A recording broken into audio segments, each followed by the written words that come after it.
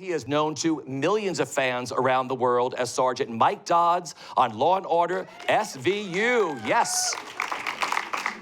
And now he is back on Broadway, wowing audiences as weatherman Phil Connors in the hit musical Groundhog Day. For which he has already won the Olivier Award and the Outer Critics Circle Award for Best Actor in a Musical. And he is nominated for the Tony Award and the Drama Desk Award for this role. Please welcome Andy Karl.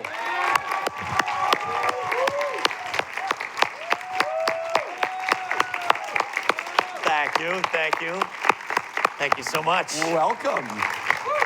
Ah, you've just listed my resume. I don't need to be here, so. Impressive. Thank you, thank you. Maybe just around too long. Are you sick of me yet? No. Thank you for that. Well, listen, thank you so much for sitting with me. Thanks for having me. You are giving one of the finest musical theater performances of this or any other season. You have been on some whirlwind with Groundhog Day.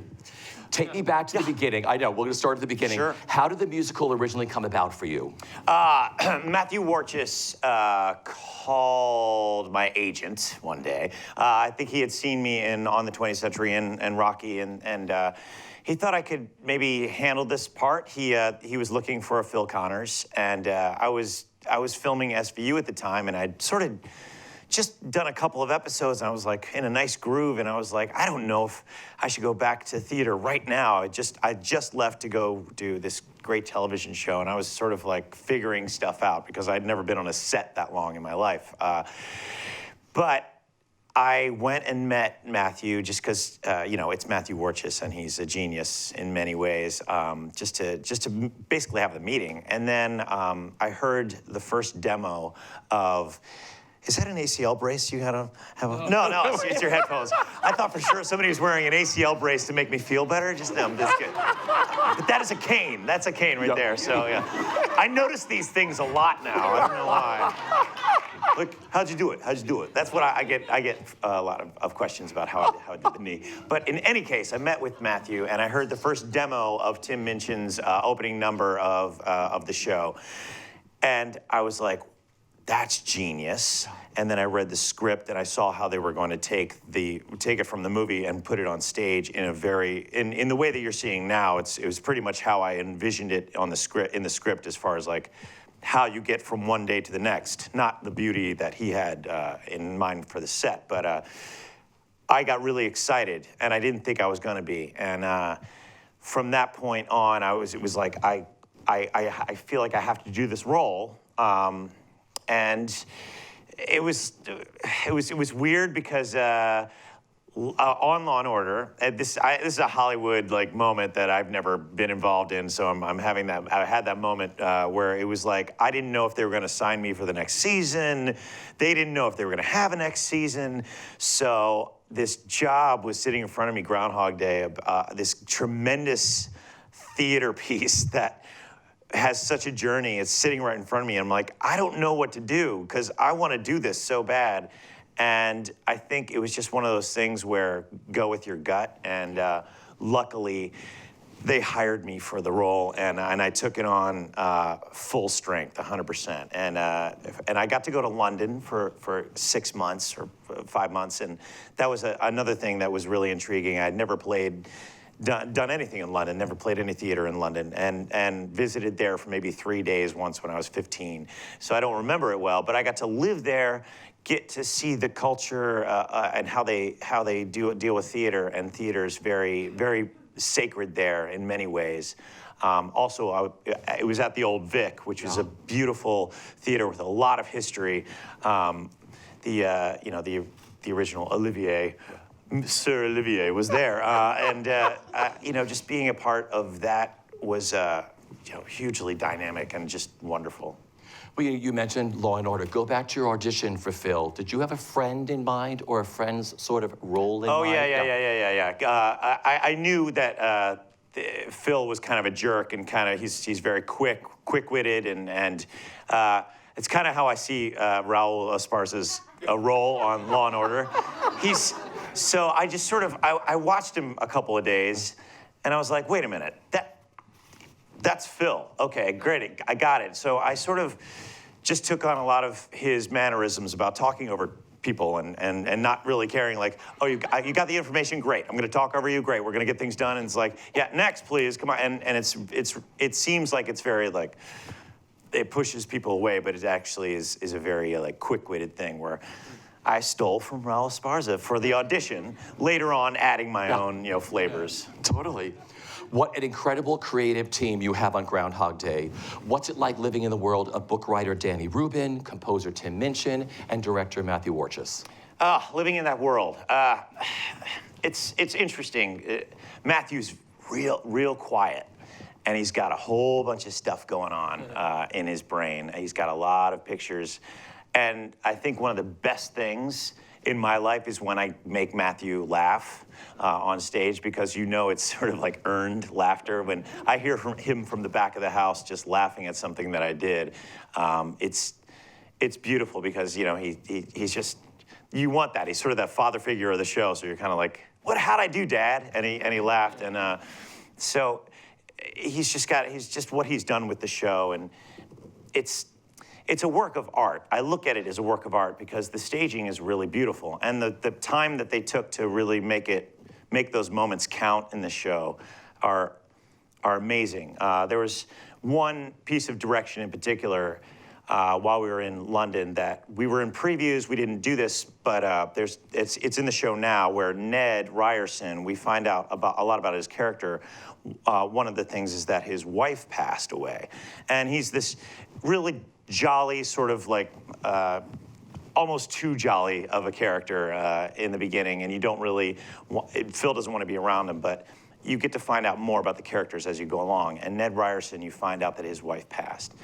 And there's a moment where I am trying to save someone's life over and over and over again. It's all during Ned's song called Night Will Come. And there was a bit of direction that Matthew gave during the song that Ned would come down and walk front of stage, and I would follow in his footsteps after I've tried to save someone's life. And he's talking about night will come, on and on will go, and the song is really about accepting death as a part of life, and to sort of see the joy in that, or find the joy in you have to live life every day because night will come, it's all waiting for us, but enjoy it while you have. And there's just that in alone where he was walking and I started walking in the shadow of Ned Ryerson, and learning that from him, I thought was the most beautiful amount of staging I've ever seen in my life. And to be a part of it just ripped me to shreds. I was like, wow, that's powerful. And I still think so today. And then Danny is like the funniest guy in the world. Yeah, I think of him as a Dalai Lama who does stand-up. That's kind of my, what he writes, and the fact that he came up with the concept of Groundhog Day, which is sort of taking a look at your life in an esoteric way by, what would happen if you had to relive every single day over and over again? What would you do with that? And the journey of that question will take you in a million different ways, and having someone like Danny be able to pack it into something that's a comedy, that's romantic, that's esoteric, and being able to make that happen all seems like something I could never have thought of in a million years. And so I bow down to him, and many people do bow down to his idea and how it works so well. I just think with the theater piece as well, he wrote the script with Harold Ramis. So they were trying to pack it into like a 90-minute sort of rom-com way of approaching the story.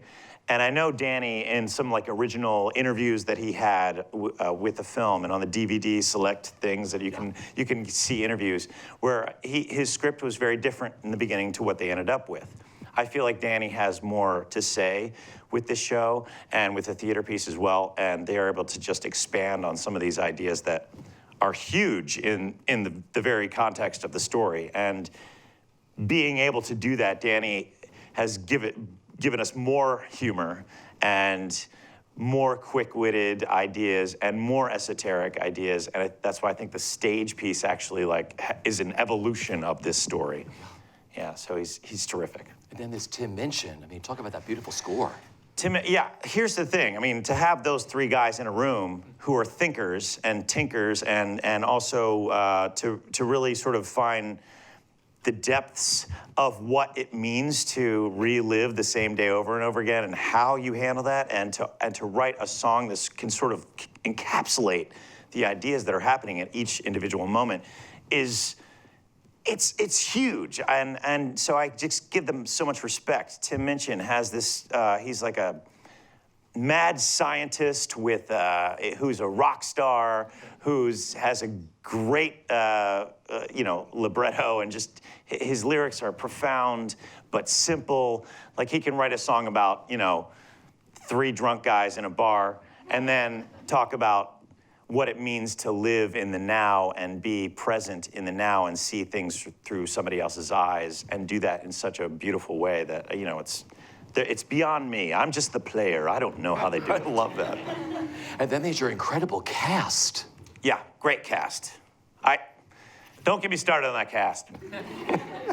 Because I could go in a million different directions other than the fact that A, they're hugely talented, and there's a lot of character actors in the show, and I think Matthew designed the show to be, to have characters. Everybody has to establish their story within Groundhog Day. It's one of the great things about seeing the show is that you learn something pretty much about every single character in the show, and because they repeat the same day over and over again, you're seeing them come through again. You're getting their story again. They're coming through. Phil has to deal with them all the time. So by the second act, you've actually found out so much about these other characters in this town, and then they start expressing themselves. And that's the journey of Phil. He doesn't see them in the beginning. They pass by very quickly, and then second act comes around, he starts to see them for who they are or see them in a different way. And it's hugely smart about how they've done the show. And this cast handles it so well. They're so funny and so uplifting in many, many ways. I could go on, but I don't know if, I feel like there's another part of all the story I can compliment them even more. So we'll get wait. into that. Yeah. Well, Phil is such a fascinating character. How do you describe your Phil? How would I describe my Phil? I guess I just sort of, it's very personal, this story to me. It's become hugely personal. I knew I needed to bring everything that I know about myself and go beyond that in order to engage in what this character has to go through. And that's, at the beginning, I think the harder part for me was finding that, Raul Esparza a jerk. I'm not saying Raul is, I'm saying his character in SVU is. But finding that within myself in order to engage and to sort of set the tone with Phil so that everybody in the audience sort of like thinks, oh, what a jerk. Why is this guy here? And what is he doing? And he needs to grow up. And I found it I was like, I know what I need to use in order to get there. So that was the interesting journey about finding that part of it in the first act.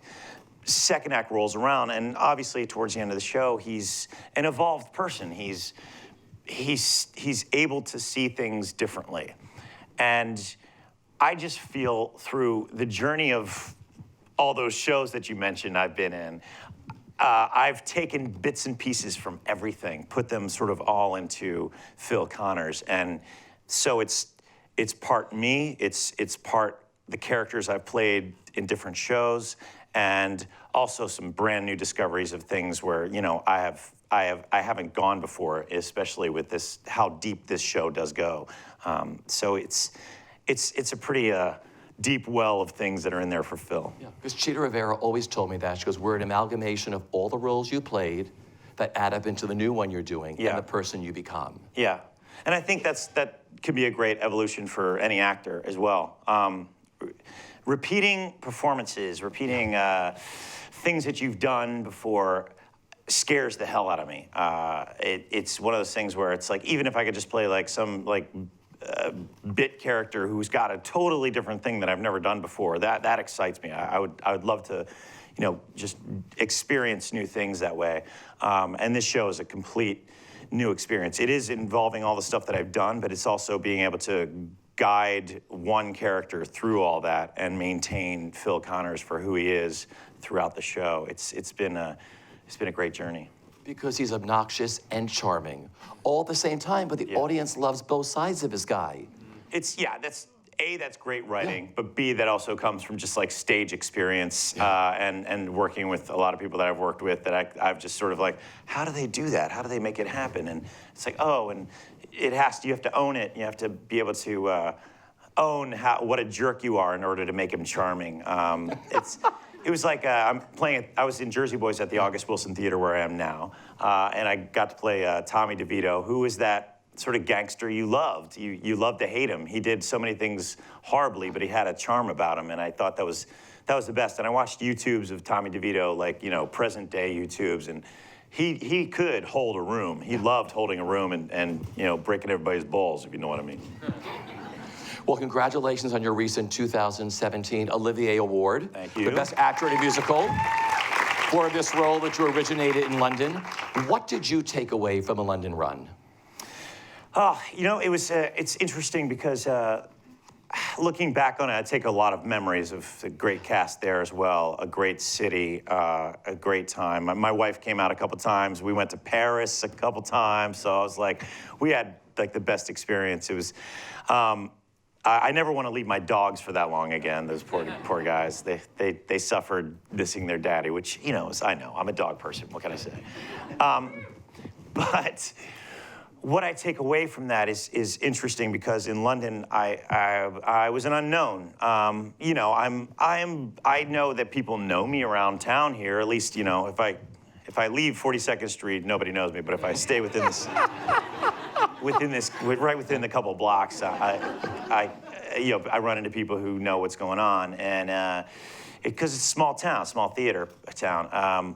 So I had a certain freedom there about not being known.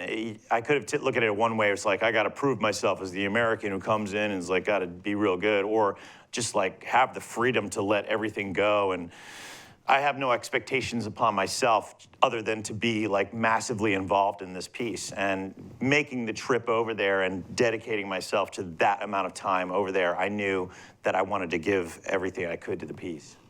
And congratulations. Also, he's also won the Outer Critics Circle Award for Best Actor in a Musical already. The path to opening night of Groundhog Day has been marked by a series of eventful preview performances. Some people in this house were at your very first performance. Talk about that first preview performance. You're all ready to go on. Yeah, we're all ready to go on, and we had been rehearsing this obviously for a while. I'd been doing it, almost a year, and we never had any stage problems in London, which was crazy because the set was literally like put together with like twigs and things, and squirrels were running underneath. So they knew the concept of it there, but it never broke down. But then the first preview of Broadway, luckily the entire house, it was a free seated night there. That was very generous of the producers to give everyone complimentary seats already when they came. But we start the show 15 minutes in. I'm doing day one. I can feel something in the floor isn't right because the floor revolves in 5 different directions. And that thing just stopped. And over the intercom, ladies and gentlemen, we have a technical problem. I'm like, come on, man, we're here. The audience is like, they're getting free tickets. They're already like drunk, and it's amazing. So they're jazzed and we're ready. And then to have something stop like that it sucks. But the gas, like, just gas off. No, you take your foot off the pedal and nothing's going. Find out we can't fix it. 15 minutes later, Matthew Ward just comes up with this brilliant idea, which when he said it, I was like, yes.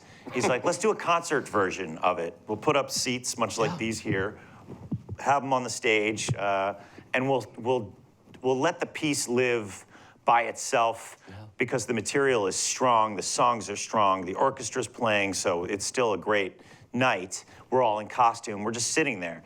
So the entire cast were up there. We're ad-libbing stuff, and we're just having a blast with the just the material because it's so good and it's so funny, and the audience was totally with us, 100%, 110%, because they were also experiencing something that doesn't really happen. Like when you go to a show, set breaks down, they do a concert version. It was kind of historic in that way where it's not been done before, or at least not that I know of. And it was perfect. It was a perfect imperfection. So I had a great time that night. It was one of those things like, yeah, theater is all about this. The moment. We had friends that were there and said it was the most magical night they spent in the theater. It was great, and I think just the fact that we all embraced it that way, that it was like, yes, let's go, let's make this happen. Well, I also want to talk about the weekend leading up to your opening night. Oh, that weekend. That weekend. Tell our audience what happened during the show on Friday, April 14th, because I know Preston, James, Larry, a lot of us here were there that night. Oh, how embarrassing, I'm sorry. No, it was incredible, absolutely incredible. Yeah, it's interesting. We've been cooking through the show. It's a nice preview. The house is hot. I'm just like, yeah, I'm like jumping all around. We're at the last part of the show called Philanthropy, where it's basically a number of me going around, and the cast is tap dancing, as they do on Broadway. And a giant groundhog is playing the drums, which of course, as usual. And I'm running around stage left to stage right, on stage, bringing on props. I'm saving everybody's day. They're all having if there's any problem with anybody's day, a flat tire or something, Phil Connor's to the rescue, because Phil wants to spend his time, helping, altruistic. He wants to be ready to do that, and that's what he's giving of himself that day. So towards the end of it, there's a moment in the show where I run stage left to right, leapfrog over somebody. This is full tilt running, leapfrog, catch a girl falling off a ladder, and then catch a cat falling out of a tree. So these are like, three huge things that are great and fun, and something that's, happens every night. I've done a million times. So running across, leapfrog over little Jonathan, and my ACL just rips, and I go down, and I don't know how, but somehow I saved my face from going into the ladder by, putting my forearm up. So it could have been worse. Shocking and horrible, and in front of, a huge crowd that were having a great time, and crawling off stage, realizing something is horribly wrong. I know this wasn't supposed to happen. It's not supposed to move like that. And I'm just lying on the ground, sobbing, mostly because I realize we have to open the show in 72 hours, and why is this happening to me right now? Why is this happening? Why? I'm asking the universe. I'm so angry. I'm so sad. I'm so shocked. I'm yelling and screaming, and like I want to grab whatever fate did this to me and shake them and ask them why. And I started, calming down and breathing, and the crew's like there for me, the cast is there for me, just trying to figure out what to do. Emergency guys show up, and they're standing there in front of me, and I'm looking at them, and they're ready to take me away, and I'm like, no. I'm just about to sing a song called Seeing You, which is about the profound journey of Phil Connors realizing that he has to live in the moment. I have to sing this song. Somebody wrap me up. Andrew Karl, who's in the show, he's putting, stuff around my knee. David Lober's handing me a cane. I want to do this. No, go away. Please just let's finish the show. I'll sit on the knob. It'll be fine. Let me limp through the rest of the show. And they go with it. And I was like shocked that everybody let me do it. So. But they couldn't, when somebody's sobbing and wants what they want. It got done. So I go out on stage, and I'm playing the piano, like, at the Gallo, which, everybody's my friend now, and it's interesting and profound. And, Buster's like, don't go anywhere, Phil. And I was like, I'm not going anywhere. And then do a Bachelor Rock, the whole thing. So, and within that next 5 minutes of the show, I turn to the audience and I sing this beautiful song called Seeing You that Tim Minchin wrote, which is, as I said, the journey of Phil Connors has come full circle. He's able to examine that he's been in this town, this small, tiny town, which he hated. He's been here forever, and he's never seen it like this before. He's never seen Rita, who's become sort of fallen in love with him in that one night.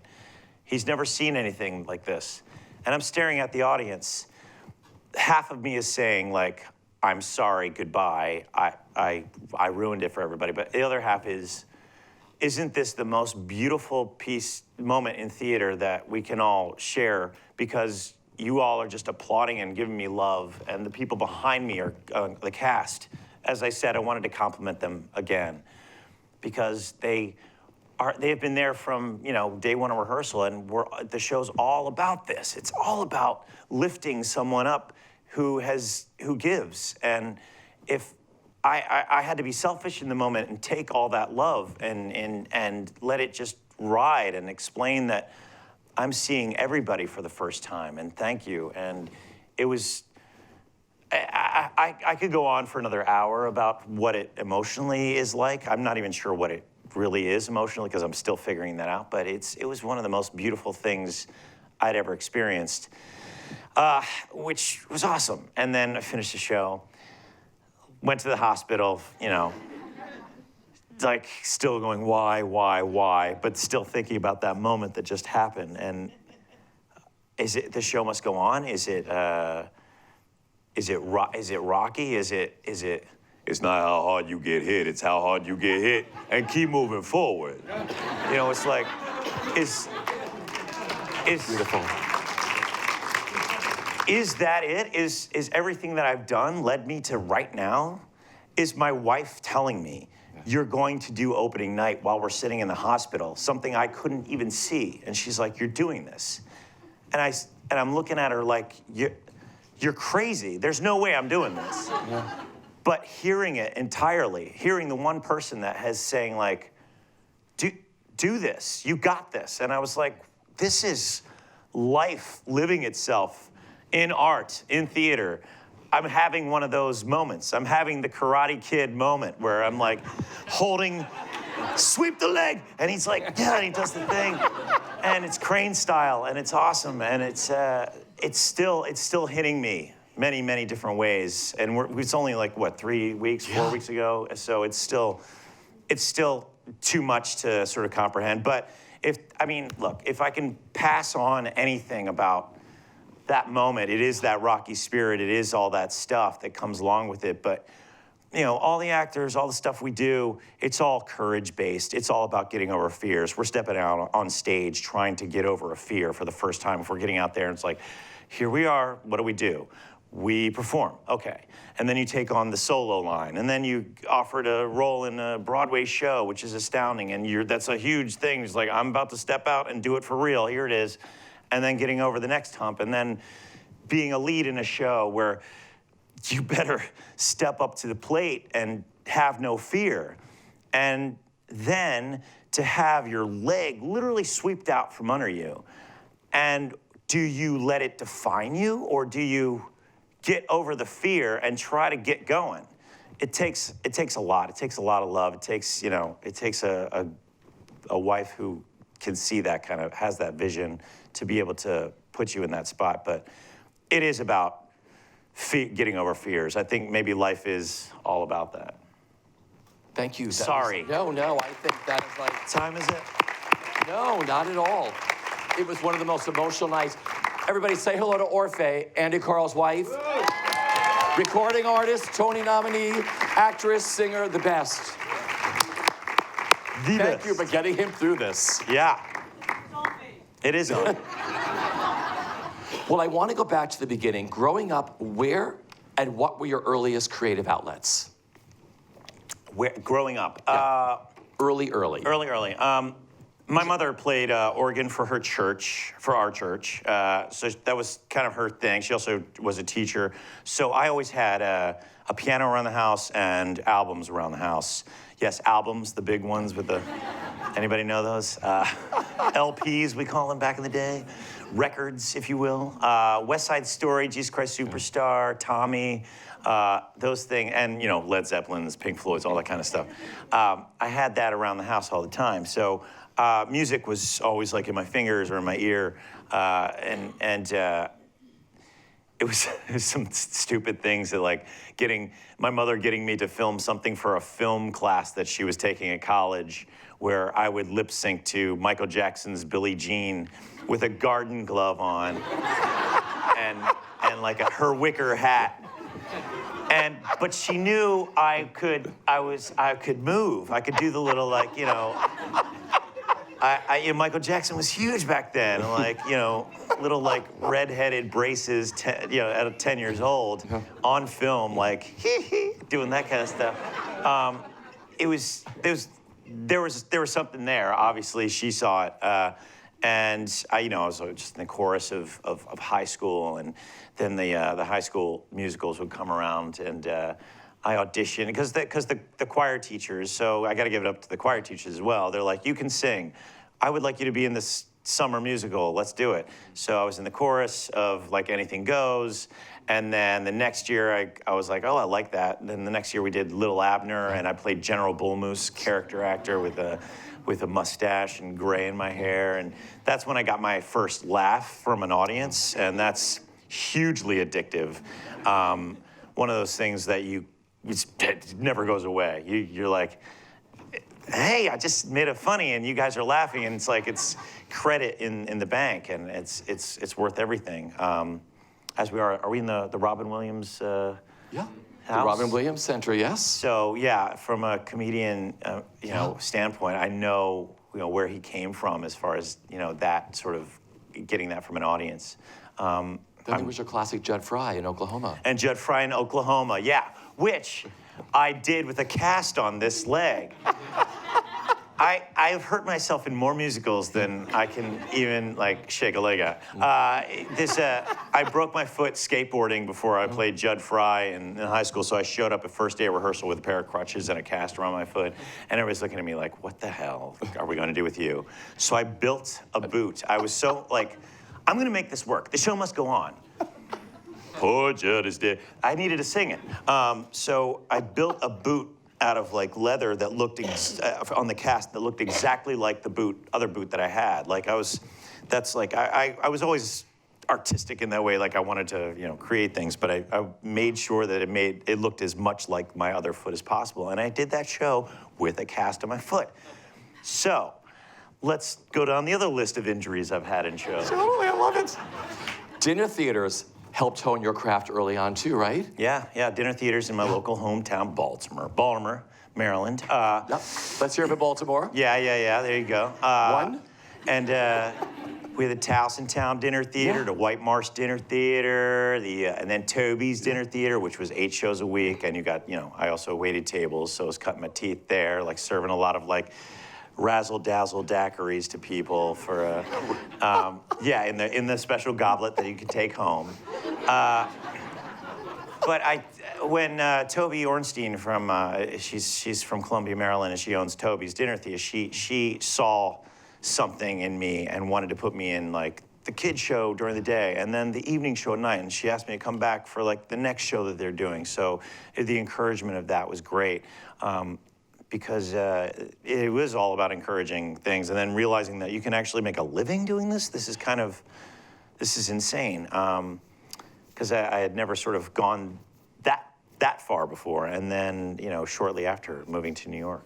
I love it. Razzle-dazzle daiquiris. Razzle-dazzle daiquiris. All right, you have this wonderful career, so let's talk about some of the highlights and just tell me what comes to mind, a story or a memory.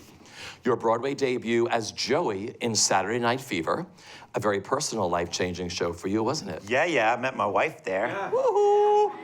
Met Orfeh. Orfeh! I was brought in as one of the friends of Tony Manero, and then I'd also understudied Tony Manero, so I got to play my first lead in a Broadway show, like my first Broadway show, so it was amazing to sort of step into that role, and I was like, yeah, let's do this, and I was giving you, I was a good mover. I wasn't like a major dancer, but that show kicked my butt because it was a lot of lifts. It was a lot of like very technical things, and Arlene Phillips, who is a good friend of ours, she choreographed that, and so being able to do that was amazing. And like the plus side was like meeting my wife. We started dating like 6 weeks after I got there, then we dated for 6 months, got engaged 6 months later, and then married a month after that. And just like 16 years later now, we're keep going. The best. Because you toured with the show too, right? You took the national tour out. I was like, here's the thing. Or if it was like, don't do the tour, what are you, crazy? I was like, but it's a job. It's really, like, when you start out in New York and you're like, I got a job, and then they're offering me this other job, I gotta go where the money is, and where I can perform and make a living. And so doing this tour was great, but I was like, oh God, I literally left my wife after we got married a couple months later, and I was gone for a couple months, and like that was just a poor choice. But it's like when life happens, and it always does, things start landing in different perspectives, and how do you take care of your life in that way? This time around, I was like, I won't do any more leapfrogs, and I won't ever leave my dog again for that long, because he didn't like that I left for 6 months. But those are all like little life things that you just sort of can hopefully adjust to. Yeah. Luke in the Off-Broadway musical Altar Boyz. Altar Boyz fans here? Thank you. Yeah, that was my first feeling of family. There's 5 of us on stage. We depended on each other so much, and there's such ping pong between all of us, and the jokes had to land in a certain way, and we were a team, and the show is all about like, I believe in you, and we're a team, and we're spreading the word out there, but it really is about brotherly love. The whole show really evolved around brotherly love, and I let myself go with that. I really loved those guys on stage, and I still do to this day. They're just such talented, amazing people. But that was one of the first times where I felt like, this is, when you're on stage with people, you really have to commune in that way, and it was my first huge experience about that. Yeah. I love the names of the roles that you played in the Broadway musical, The Wedding Singer. Drunk Dave and Bad Haircut Guy. Yeah. So, what is the audition like for that when you go in? I'm going in for Drunk Dave. Yeah, I went in for the original auditions, and it was down to me and David Josephsberg. So if you, like, he and I are very different types, but we're both character actors, so we're given as much as we can. I think they really they wanted somebody who didn't, like, just look like David. It was, and he was hilarious in the role, and I got to see him do it, so I stole everything. But it was fun because the auditions were like some characters that didn't make it into the actual show. Were like the braces kid who has to dance with the girl, and I actually wore like I went into the audition with a coat hanger like this around my. Like a retainer? Yeah, like a huge retainer. Like, it's so nice to see you, and would you mind dancing with me? And like all those, stupid choices. So when I got to play like these characters with a bad haircut guy, which is this horrible red fade hairdo that stood about this high, I went for it. I was just standing there like an idiot, and there was Drunk Dave was one of the first speeches in the actual musical. He's the brother of the guy getting married, this big opening number where it's your wedding day, and the brother of the guys getting married is Dave.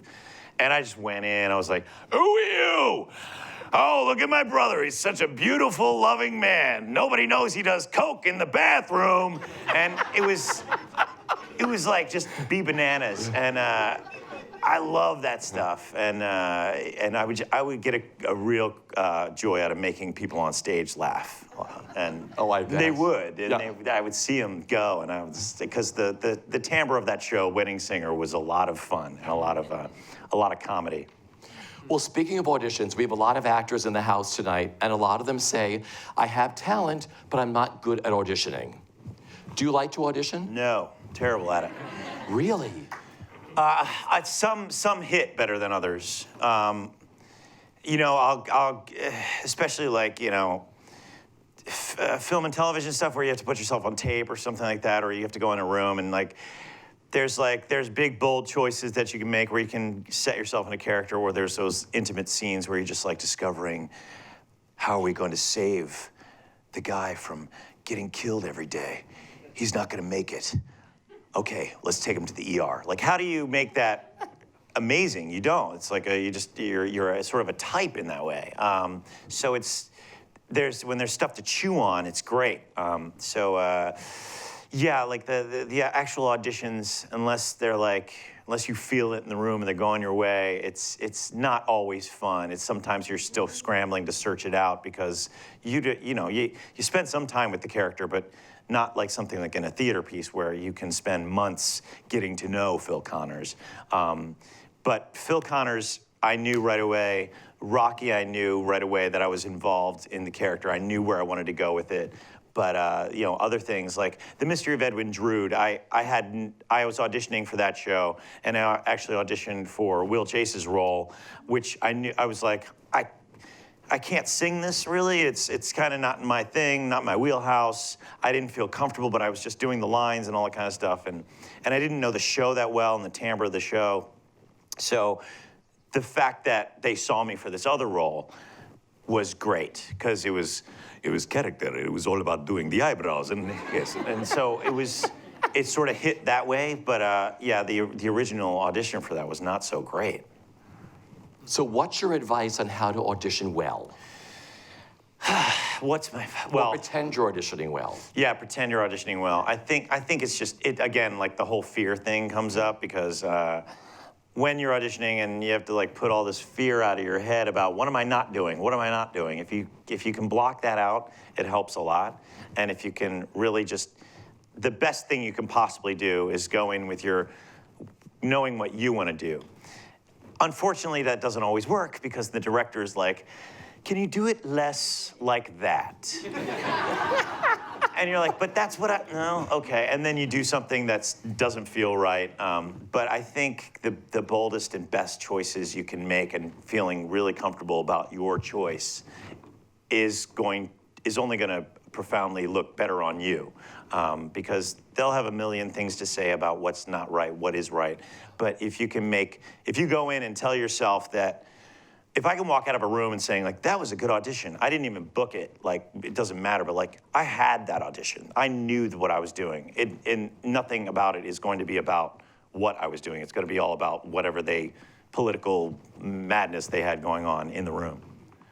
Did you have a terrible audition ever in your career? Didn't I just tell you?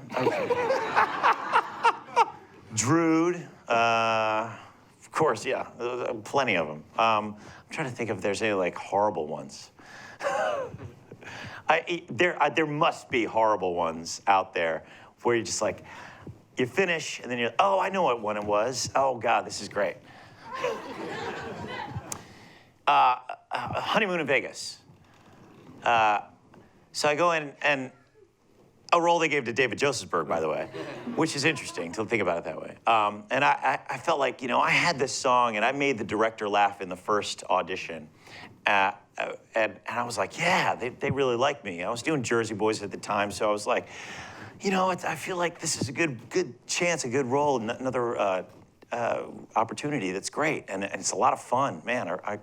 So they called me back, and I go in, and Jason Robert Brown, who wrote the music, he's in the next room with about 4 or 5, 10 other producers and people that look intimidating at you. And so I go in and I sing that song that I thought I had really down, and I was like giving you like just so much good stuff, all the stuff that made the director laugh the first time.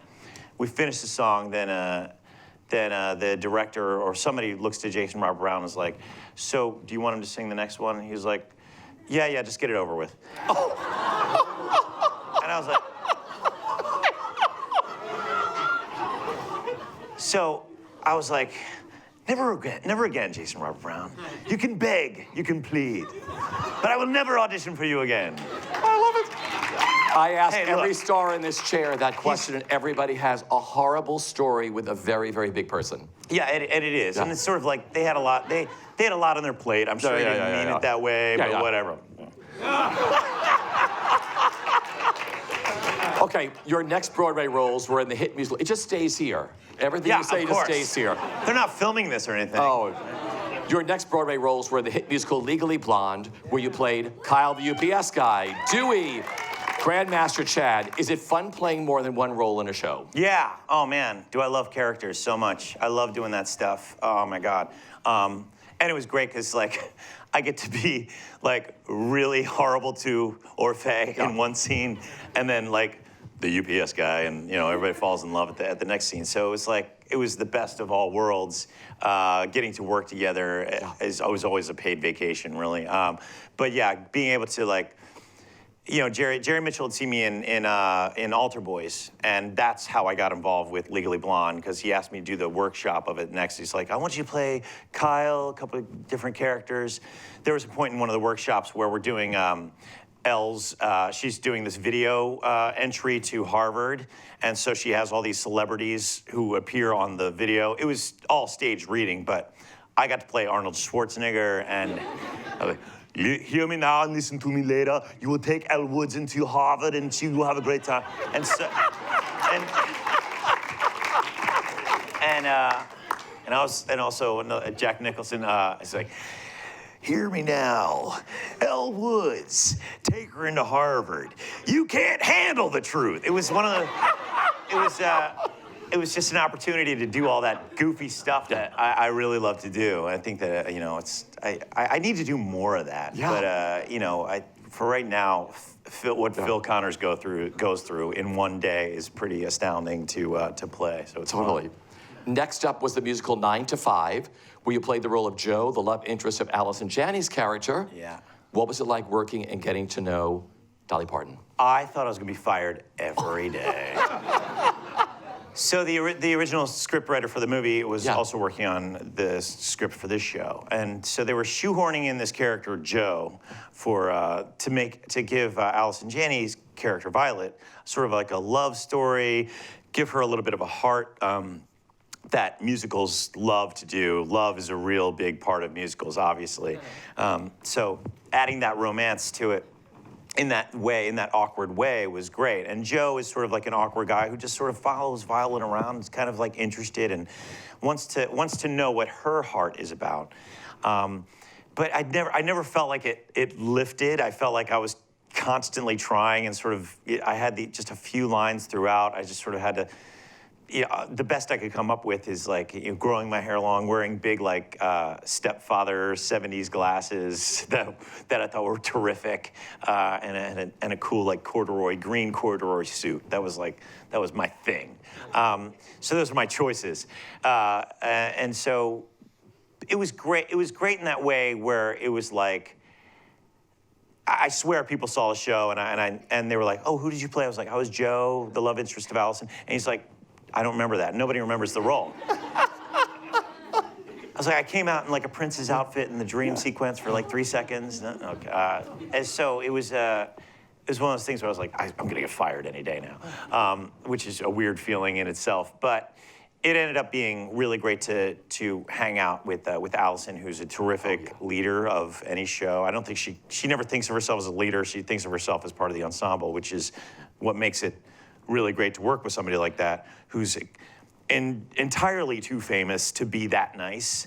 Also, Dolly Parton, one of the most gracious women you'd ever meet on stage or off. She is exactly that all the time. I also did a movie with her called Joyful Noise later, like a year later, and just the warmest heart. And she sends a Christmas card every, I mean, come on, man. Like, you can't be that good, but she is. She's like an angel. She's like a little angel from heaven. I love it. You then stepped into a few long-running hit shows, Fiyero and the phenomenon known as Wicked. Yes? What are the challenges of joining a long-running show that's already up and running? I think it's different every time. And I've done them. My first, when I joined the tour of Cats back in the day. It was still the Broadway production contract, thank God. But it was like towards the end of their touring season. But that was fun. I got in there and sort of like Rum Tum Tugger can be like, he can do whatever he wants, just sing the song and be, do whatever you want to look annoying and like a rock star.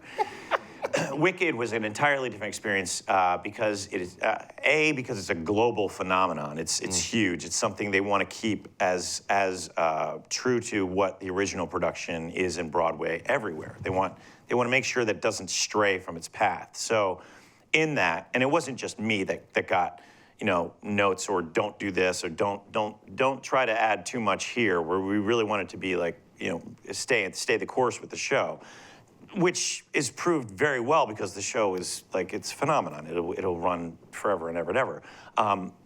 But when I saw the notes given to the Glindas and the Alphabas and the girls who came in there, they were really tacked down to make sure, especially the Glindas who, it's a comedy role when you really look at it. What Kristin Chenoweth did with it was make it into sort of something like you can really spark off some funny stuff. You can get the audience going with you.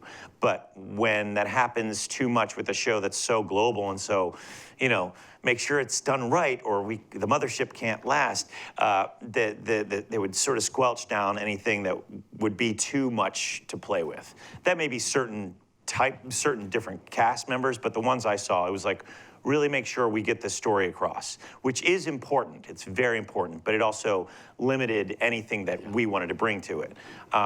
And I think at that point of stuff I wanted to do, I was looking for something to like be free with. And directly after, I don't know, it was soon after that, it was Jersey Boys, where I was given a lot of freedom for the guy you love to hate. And there's a lot of charm you have to do. And if you get that audience with you, because you're talking directly to the audience, you're monologuing towards the audience and making sure that they're with you for that journey. Because once you get them in and get them in with the four guys and make them follow that story, that's everything. And so I really had a different experience with that show as opposed to Wicked, where it's really very much like make sure that the story stays within its context, which has total value. I'm not saying like, we shouldn't go off the rails and do our own thing, because you are subject to honoring the piece as it was in the beginning.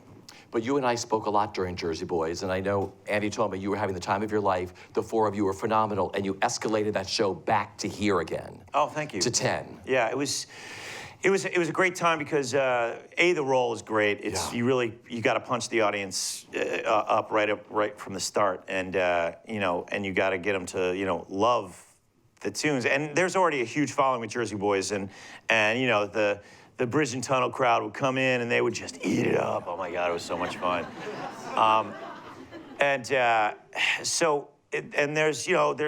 There's moxie about it. There's like four guys, standing up here doing their thing and singing these great songs. But what Rick Ellis did with this story was like really find great characters throughout the piece. And as I kept doing it and reading it and making sure that I got involved with these four guys, it brought me back to that Altar Boys mentality of brotherhood and how they got along and the dynamics within that. And I thought that was so important. And when, we had Wednesday, we had matinee Frankies and then evening Frankies, and John Lloyd Young came back for a while, and that was really interesting when John Lloyd Young came back and I was part of the show. You see where the OG, you see how he approached the character, and it was beautiful. And the guys I had done it with before, it was astounding as well. But when you felt that sort of energy of somebody who had the original text in their hand and how they were directed and how everything landed, it was beautiful. And I just sat right in it. I loved it. I loved watching John do that role. Yeah. You were all phenomenal. Absolutely phenomenal.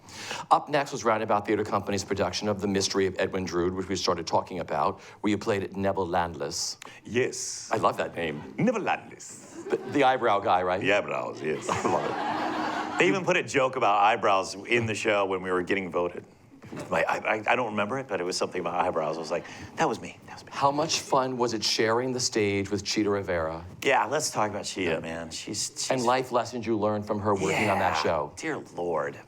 There's some legends out there. Yeah. And Chita's the top of the list. She's you YouTube some Chita Rivera. I'm sure you all have, but I did it a few years ago, and I was like, whoa. She's like the originator of things. Like the timbre of musical theater was changing all around when she was involved in it, and the West Side Stories and the things that really sunk in deep as far as musicals go, like true part of a generation of theater that is so important, and part of like my texture before I even met her. Just like, this is how theater is, and then you meet somebody who is part of that. So all honor and respect goes to her just because of that. But also another person who is profoundly wonderful as a person, as a human being. She is so generous and so nice to anybody who wants to bring their parents up to come see her after the show. And then she asked me to do Carnegie Hall, and I was like, what the? And so it's doing the Mystery of Edwin Drood with her was an astounding part of like honor and respect. And then we were voted as lovers, which I couldn't wait for during the show, because it was the sexiest thing I've ever done in my life. Cheetah's like doing her cheetah thing, and like, yeah, and I'm just like, I'll go with, yes, of course, baby. You remind me of a curry landaloo. Oh my God, and just, we're ad-libbing, and she wraps her legs around me, and I'm like, I got Chita Rivera wrapped around me, it's amazing. And the audience is just going nuts, and then I lift her up, and we're just like doing this like turn, and so you realize that, you know, with all that she's this wonderful person, but also extremely creative and willing to ad-lib and willing to be on stage no matter what. You know, let's make some people happy for the evening. And that night they were happy. Yeah. And so was I. You then received your first Tony nomination for your magnificent, spot-on portrayal of the iconic Rocky Balboa in the musical Rocky. Weird, right? Rocky the musical? So weird. I loved this show. I got to see it a few too. times. And I mean, just the boxing sequences, but your acting. Thanks. Everything, the score by Lynn and Steven, brilliant. The whole look of the show, everything about that show. How did you prepare for that show? That was one of the things where I really wanted it. We had done some workshop. I auditioned for it, and actually, my agent, Richard Schmitter, had told me, yeah, they're doing Rocky the Musical. I was like, that's stupid. Why would anyone do that? He's like, is it a comedy? And they're like, no, Stallone's involved, and Aaron's and Flaherty. I was like, what, really? So, you know, then I put that aside. I was like, all right, let's look at this movie again and look at the script. And the movie's beautiful. The movie's really intimate and shot really well. And it's a beautiful love story, but also just an iconic sort of championing, you know, against all odds story, which you just break it down to that and you're like, wait a minute, this is something phenomenal. This is something that speaks to the heart of all of us. And man, wouldn't it be great if I could do this? So I auditioned for it, and something clicked right away as far as like how I felt about the role, and just sort of from that on, I wanted it so bad because we did a workshop of it, and then it went to Germany to do a German production in German. Basically, because that's where the money was, I'm pretty sure, and then they were going to bring it back a year later. So that's a long time to wait for a show that you really want. I don't, you know, something that I knew I wanted real bad, and you know, Orphe can attest to this. Like I would talk about it every couple of weeks while it was like I was waiting. I was like, what's going to happen, man?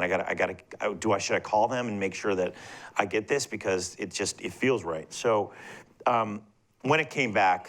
When it was announced to come back here, they were doing auditions. I was like, I'm going to audition again. And they told me, you don't have to audition again. I was like, I want to audition. And I got back in there because I knew I needed to fight for this role. It's the whole mentality of the show. So I better start fighting now. So even before the audition, I got back in the gym, or I started working out with a trainer about 3 months before I got to the audition. Because I was like, this is a mountain to climb. This is going to be huge. This is a massive undertaking, just as the power of it. How do you climb this mountain?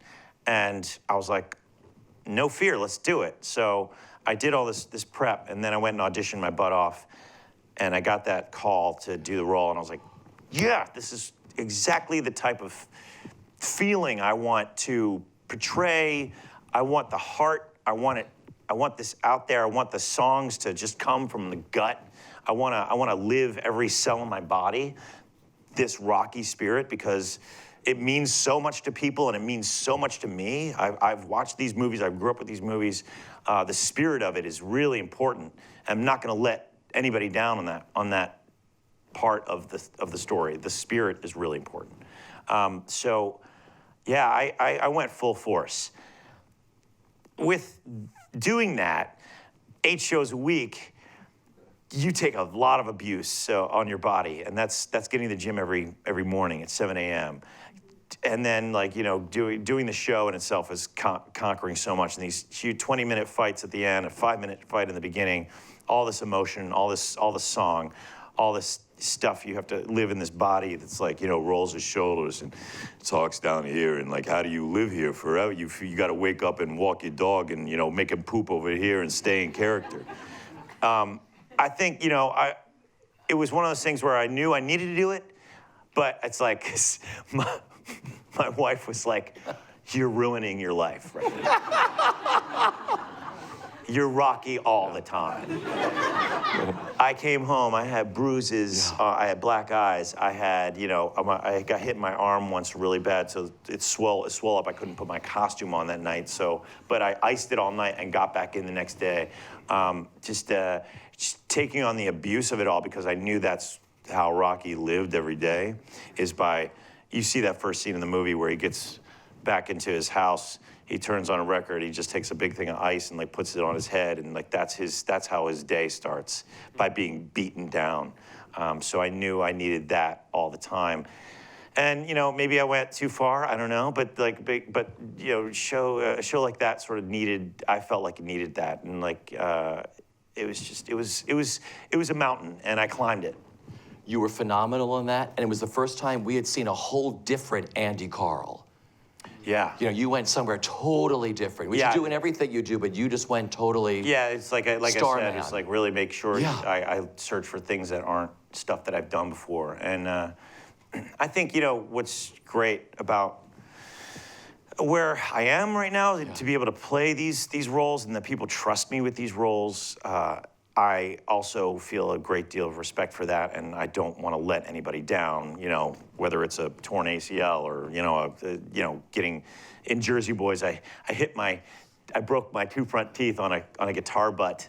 Like, I don't know why, like, I get hurt so bad in these shows. I think I tore my meniscus in On the 20th Century, just doing pratfalls and stuff. But, you know, it's a dedication that I think maybe it rings through, and that's why, you know, I get to be up here with you. You're fearless. Fearless, my friend. Try to be.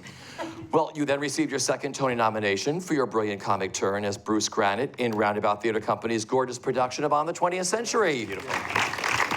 You got to share the stage with Kristin Chenoweth and Peter Gallagher. Yes. Were you intimidated early on? Yeah. I think Kristin, she's a theater veteran, but also like she's very special to everyone in the theater because she's so damn entertaining. So I have to play opposite her in that way, where I got to come up with the comedy chops in order to make everything work. So yeah, I was a little intimidated starting off, but when we first met each other at some thing where we were presenting the fact that we were doing the show, we had never met each other before, and I just saw the height difference, and then we started like, this is going to be funny, right? And she's like, yeah. And then we clicked right then, and then getting involved in the show, she's got this great thing about, let's just go bananas. She really, she has no fear, and that just makes everybody else not have fear. So we just started coming up with all sorts of bits, like me, doing dumbbell presses with her, and doing just goofy stuff, stuff that's really, really, really funny, and never sort of unwarranted or unthought out. It was about let's make something that works but also helps what we're doing. So she's a true comedian, and so. Yeah, it was just great. It was perfect comedy on all of your stand points. It was great. And we're very good friends to this day. So it's like, because, she does like a million things. She's never around. But, we met her in LA. We went and had dinner with her last summer. And, she comes into town. And are you doing? Next week? Next Monday night? She better call me, man. No, I'm just kidding. No, she gets around, that lady. Well, speaking of Peter Gallagher, too, you're known to fans around the world for playing the role of Sergeant Mike Dodds, who was assigned, of Peter Gallagher's character, Chief William Dodds, on Law & Order SVU. SVU fans in the house. Anybody? Love that show. Yeah. It was a gift. It was Warren Leight had seen me in On the 20th Century and Rocky. I think he put it together in On the 20th Century, playing opposite Peter Gallagher. He's like, maybe those two could be, that could be his son. I felt bad because Peter's not that old, so it's like I'll try to look younger. But it was cool. It was one of the coolest things, and it was very different from anything I had done before. And being in this like gray area, drama about special victims unit, which was all about like solving like cases of rape and sexual abuse and pedophilia. I mean, horrible things. But it was. I knew that. All right. Well, it's going to be gray. It's going to be drama. I can do that. It's gonna be great. It'll be fine. I've been doing a lot of musical comedy, but off of Rocky, which was kind of heavy-handed piece, I was like, all right, let's do this. And showing up on a set with a show that's been running for 16 years at that point, and seeing like Ice-T, like the godfather of hip hop, like. I was like, oh my God, wait a minute. And seeing Mariska, somebody you see on, when you're passing by your television, Law & Order is like on all the time. These faces that I've seen every day and then seeing them for real in the room and they all have their thing that, Mariska's like off doing, like saving the world in 4 different directions while she's filming the show as well. A generous person, but like super busy. Ice is like doing like, concerts here and there.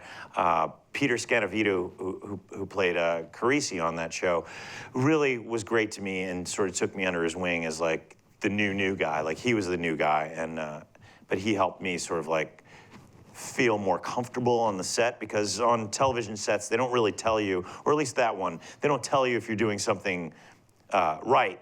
They'll tell you if you're doing something wrong, but if you're doing it right, then they don't say anything. And so you're just like, is this right? Okay, good. We're moving on? Okay, so it was sort of that vibe where I was like, I felt good about what I was doing, but I didn't feel like 100% like, am I doing the right thing? And it was also a new character that they had to mill out. They had to find out what was going to happen to him. When I got to the 3rd episode, which became sort of my case about finding out who had raped and killed this child, she was like in her young teens, and the girl was fine on set. She was poor girl had to be dead, but I went in and I made sure that I connected to every bit of that story, and that was who do I know that is like that little girl? I have a niece who's right around that age. And to sort of put yourself in that personal space of like, well, what if this happened to someone in my family?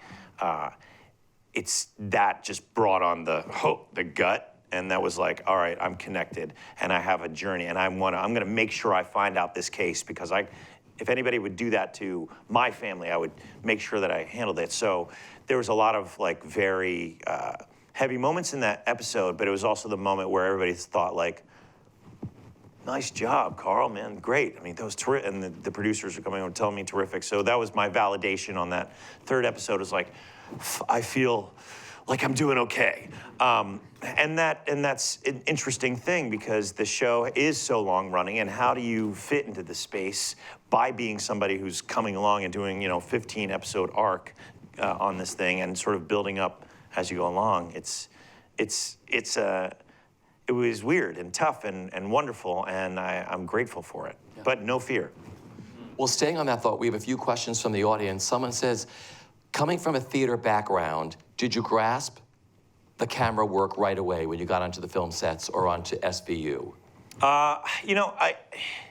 It's just a lot quieter. You don't get that immediate response from the audience that I'm used to. I wasn't totally unaware of it. I'd done a movie, Joyful Noise, so I'd been around some cameras, but not much.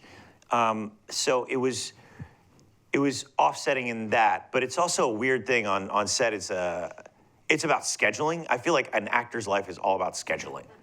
Like a theater, and when you're in the theater, you have this chunk of time where you're dedicated to that show, and you sort of prep around that time, and then when it's over, you can sort of go to sleep, you eat at the right time.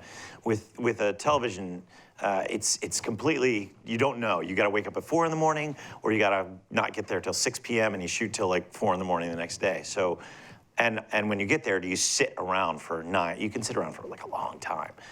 So you can't come in with that theater process of like, all right, ready to go, let's go. You've gotta hold that energy until it's time to use it. So the first couple days were like exhausting because I was ready to go at any given moment with my scene. And I would sit there for 6 hours with that sort of energy. So I went home, I'm like, oh, just exhausted. Like it's mentally exhausting. So I learned by watching and making sure that when the scene was ready to go, I would be more prepared like an hour before and figure that out.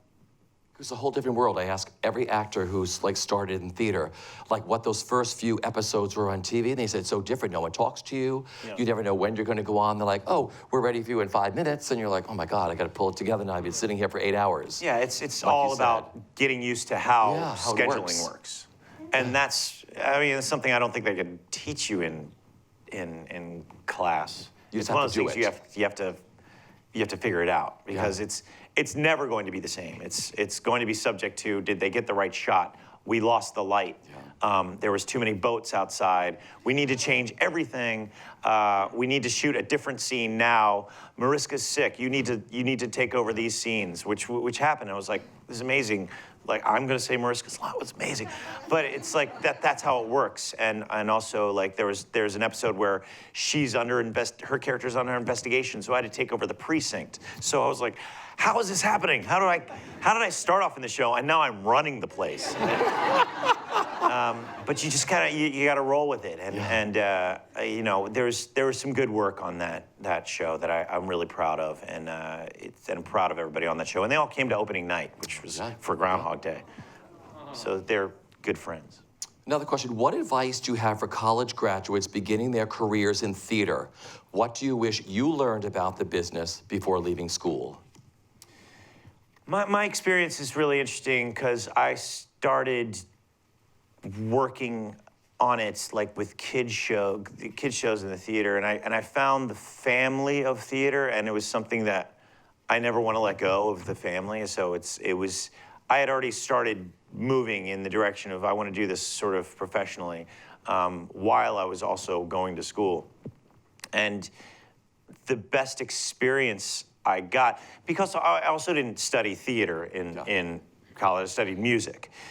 So my experience was being on stage with people and soaking up everything around me from professionals who do this for a living, and emulating, or at least figuring out how they do it and why they do it.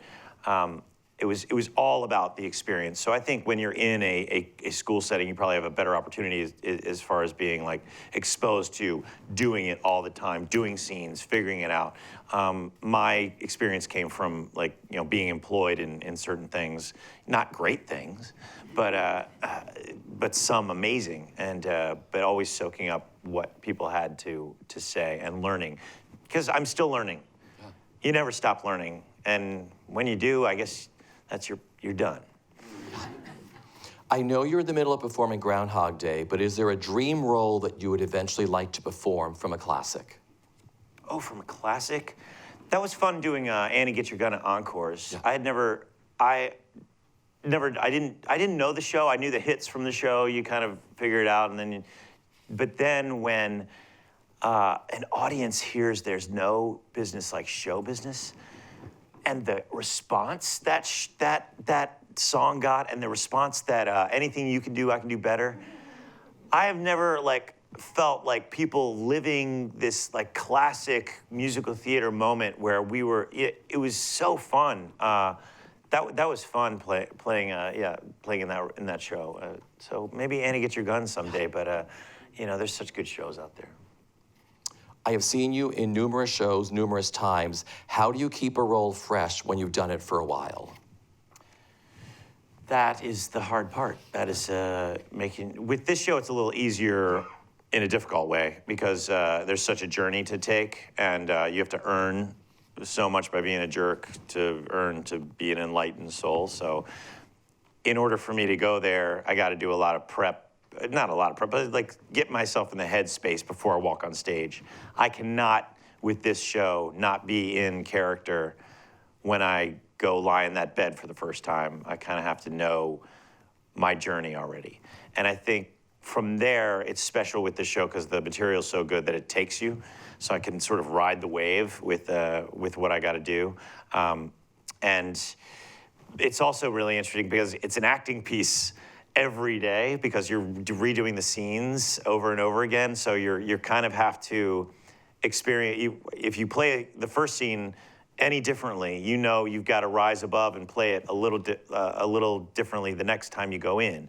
So I sometimes challenge myself by playing the very first time, like the set of 3 scenes that are all the same. I'll play the first one a little differently and realize that the next one has to take a little bit different of a journey to get to the third, to sort of realize the spectrum of what you've just done. So it's really kind of fun with this show and not hard to keep fresh at all. Another question is, you were phenomenal in Groundhog Day. Thank you. Do you get to the theater early or late, and what is your nightly prep? Always early. Now there's even more prep time to stretch that thing out. But I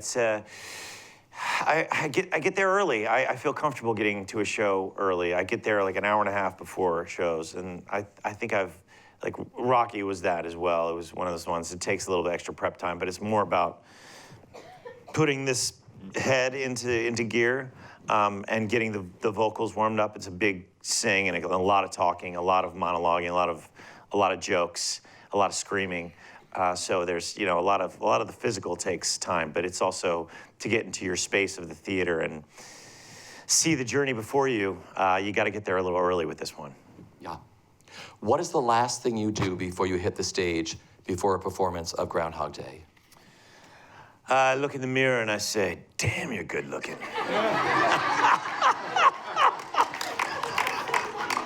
That's a great Phil bit, That's right? Phil. That's Phil. My God, and these guys are morons. And then I start the show. If you could sum up the best part of the experience so far with Groundhog Day, what is it for you? I don't have that yet. I'm not sure I'll have that for a while. I'm not sure how to put it all into. So much has happened over the year. So much is still going to happen with the show. I have great moments to remember. I have awful moments to remember. I have so many things to still process that I haven't. I'm gonna have to see somebody after the show, I know. So I guess the biggest thing is, when I got the Olivier, I'm not kidding. When I was given the Olivier, the actual piece, I don't have any awards at home, or I don't have something that amazing, and I'm looking at it, and it's got my name on it. I'm like, what does this mean? Does this mean I'm better than everybody else? No, it doesn't mean that. Does this mean the show was like amazing? Yes, it does. What is it? It's memories. The whole thing in my hand is I can look at it and see everybody's face from London, and I can see the journey that we're going on so far. So it's a totem to memories. And that's what I've got going on right now. I've got memories, I've got no fear, I've got bits and pieces of things that are coming together, and I'll write a book someday. My final question is, what is the best bit of advice that you've been given, either personally or professionally, that you live by? Well, the show must go on really hit home.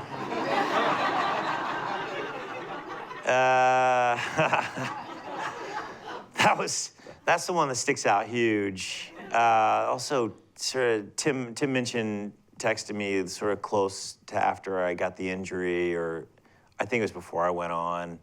And he's like, "How are you feeling?" And I'm like, "I don't even know how to put it into words." He's like, "I guess not, but it's taking whatever this is and what's going to define the moment."